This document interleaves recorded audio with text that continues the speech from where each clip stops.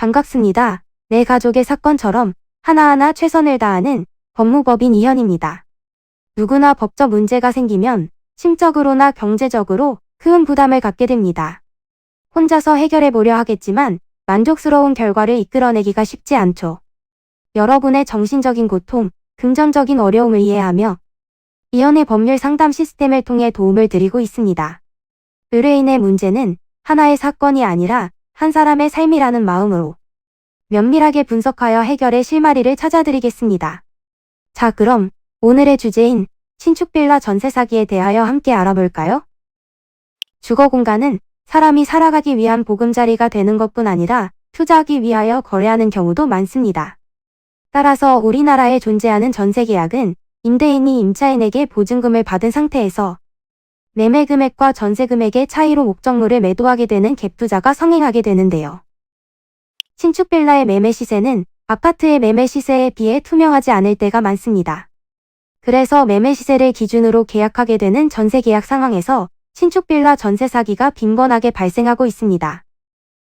만일 신축 빌라 전세 사기를 당한 상황이라면 재산상의 피해와 정신적인 피해를 보상받을 수 있도록 법적인 절차를 진행해야 합니다.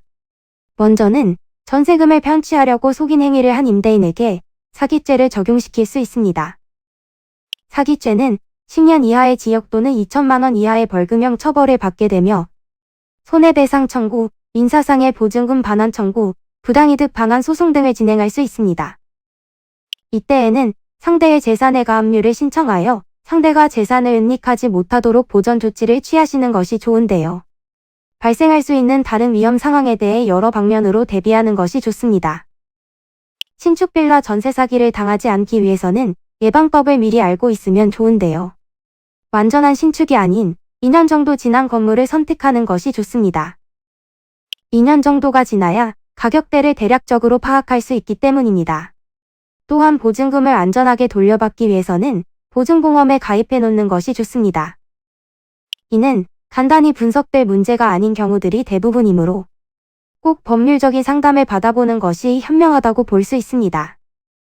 그리고 가능한 한 긴 싸움이 되지 않도록 최대한 빠르게 조치를 취하는 것이 좋습니다. 미루면 미룰수록 사건에 대한 난이도가 높아질 수도 있기 때문이지요. 가벼운 병도 방치를 하면 상당히 무거운 병이 되듯이 이 또한 역시 사전에 바로잡으셔야만 간단한 조치로도 해결할 수 있는 가능성이 높아지는 것입니다. 여러분이 골머리를 앓고 계신 그 사안, 저희 법무법인 이현에게 알려주세요.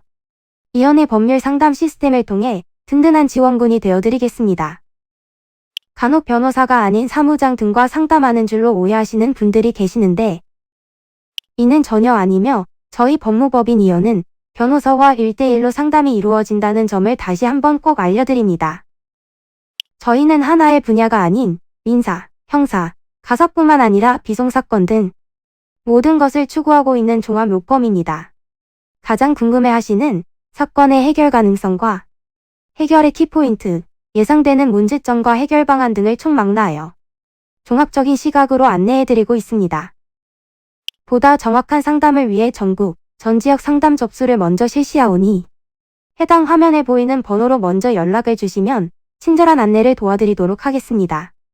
인터넷으로 법무법인 이현을 검색 후 홈페이지를 살펴보시고 와도 좋습니다. 언제나 의뢰인이 처한 상황을 이해하며 그 입장에서 생각하겠습니다. 저희는 법무법인 이현이었습니다. 감사합니다.